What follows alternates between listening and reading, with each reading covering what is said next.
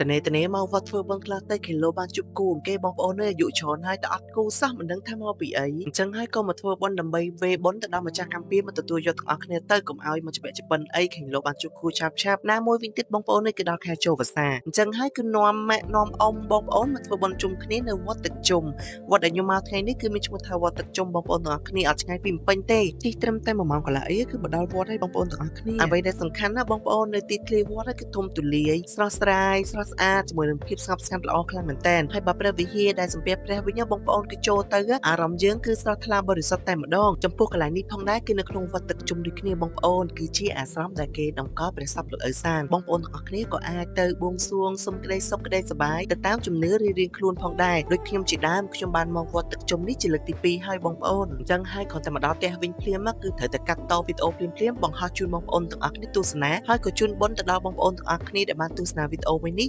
ជួបតែក្តីសុខក្តីសប្បាយជូនបុណ្យដូចគ្នាផងបងប្អូនទាំងអស់គ្នាពួកការធ្វើបុណ្យរបស់ខ្ញុំមិនមានអីច្រើនទេបងប្អូនគឺតិចតែប៉ុណ្្នឹងឯងទេដើម្បីចែកជូនបងប្អូនទាំងអស់គ្នាទស្សនាក៏សូមអរគុណដល់បងប្អូនទាំងអស់គ្នាដែលបានចូលទស្សនាចូលចុច like ចុច share អរគុណបងប្អូនទាំងអស់គ្នាជួបគ្នានៅវីដេអូក្រោយៗបន្តទៀតណាអរគុណជម្រាបលា